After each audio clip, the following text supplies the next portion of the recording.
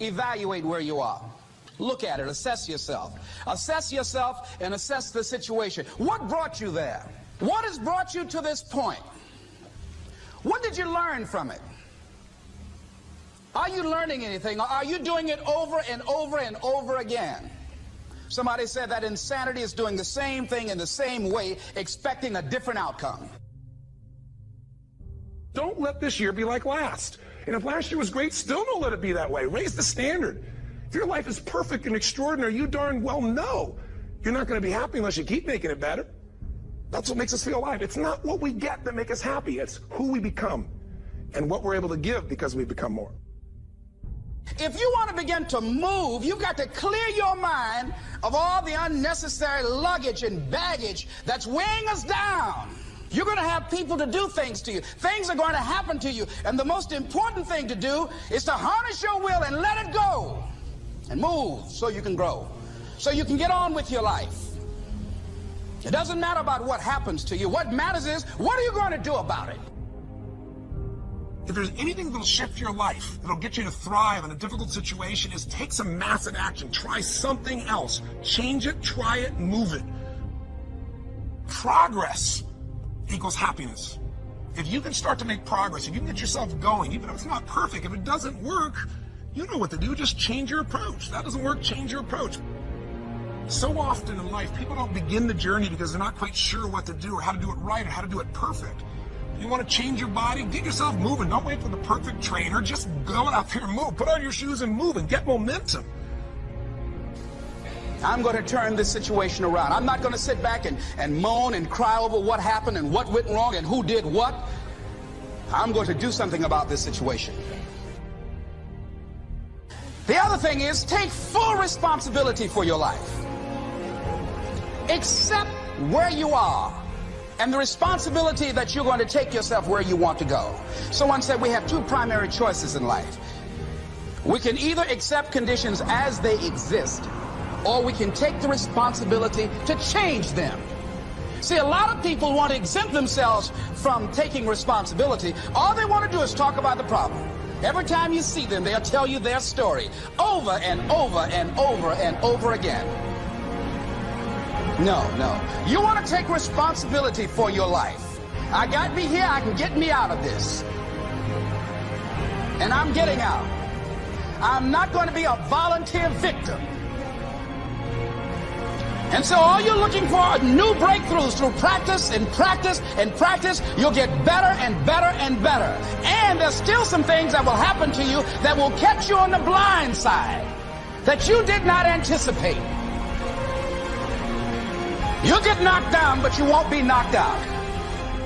And so I say to you, it's possible you can live your dream if it's becoming a diamond, if it's having more, if it's achieving more, if it's being a better father, being a better mother, whatever it is, overcoming addiction, changing our society. It's possible you can live your dream. It's necessary that you have a plan of action, that you're resilient, that you stick to, and you work with the system, that you work with people, that you give support, and that you be there for them, that you have the vision and never give it up, that you become creative and relentless and keep on coming back again and again and again, and that it's you got to take personal responsibility to make it happen, and that it's hard. Easy is not an option. And when life knocks you down, jump back up and say, it's not over until I win. Avoid people and situations that upset you. See, there's some people that know just how to push your button. They know just what to say. But I'm not going to expend any energy arguing with anybody. Life is too short, ladies and gentlemen, and unpredictable. I don't want to spend my time arguing with anybody, so I avoid situations that will get me upset. I don't argue with people. Draw the line, ladies and gentlemen. There are certain things that we just go through life just taking, and at some point, you just got to draw the line and just say enough is enough. You got to do that with yourself. One negative stroke is 16 times more powerful than a positive stroke. And if you have people around you who are not sensitive to who you are, and the people that can hurt you the most, ladies and gentlemen, are the people that you love. That you love. They're the ones that you're vulnerable to. They're the ones that can get to you. And if they're insensitive, I don't care who they are. See, if you don't draw the line with people, if you just let them run rampant in your life, and you let things happen to you that you don't feel good about, if you continue to allow it to happen, you won't feel good about yourself. Your image of yourself will erode. So you've got to draw the line. Why do people just go to a job where they're miserable, day in and day out? Why do people stay together and they're miserable, sleeping in separate rooms, or arguing, or the only thing they have in common is paying the bills? Don't talk, don't communicate, don't share anything together. Day in and day out, as short and unpredictable that life is, being mean to each other. Why do people do that? Known hells are preferable to strange heavens because it's familiar. See, life is rough, ladies and gentlemen. It's rough, and it's scary. It's scary growing. It's scary taking a chance. It's scary acting on your intuition, on your guts. It's scary. It's frightening. There are people that's tolerating things right now, and they're immobilized by fear. They can see the hammer coming, and they're afraid to even move because it's scary. To go against the dominant thinking of your family, friends, and those people you associate with every day is perhaps the most difficult act of courage you will ever perform. See, when you start growing, when you start changing the way you walk, the way you talk, the way you act, the way you respond to things, the way you use your time, when you start saying, no, I can't do that. Why? You're too busy. You don't have the time. No, I have my own agenda. So if people can put you on a guilt trip, they will. And use you and abuse you over and over and over again. You got to draw the line. You have to draw the line on them. Don't go through life feeling like you're powerless. Victims are people that are powerless. You're not powerless. You are powerful.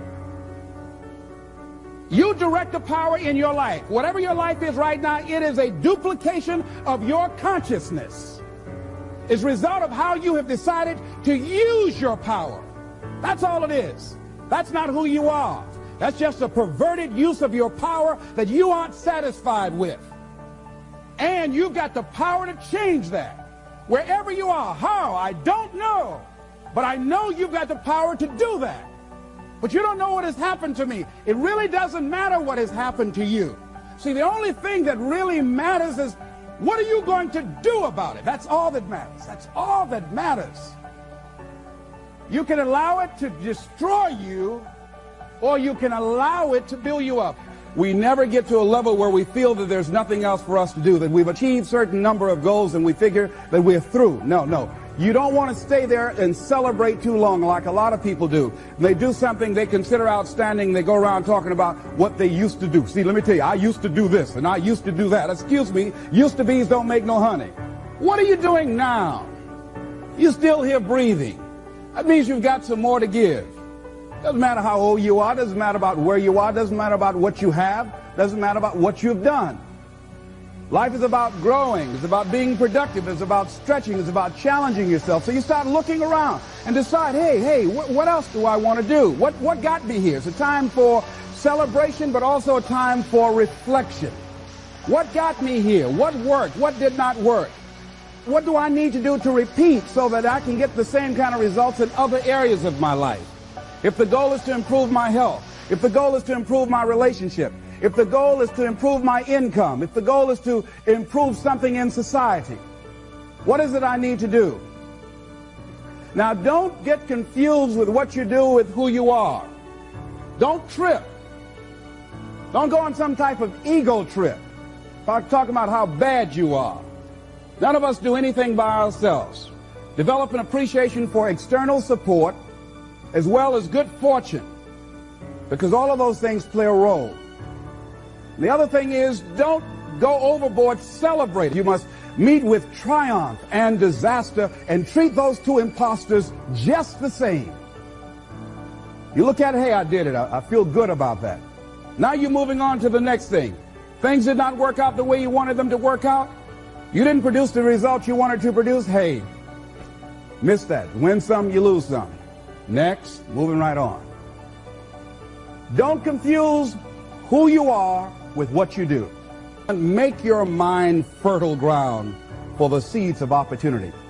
Think if you want to experience a sense of fulfillment, you've got to have an open mind so that ideas can come in there and take root and grow.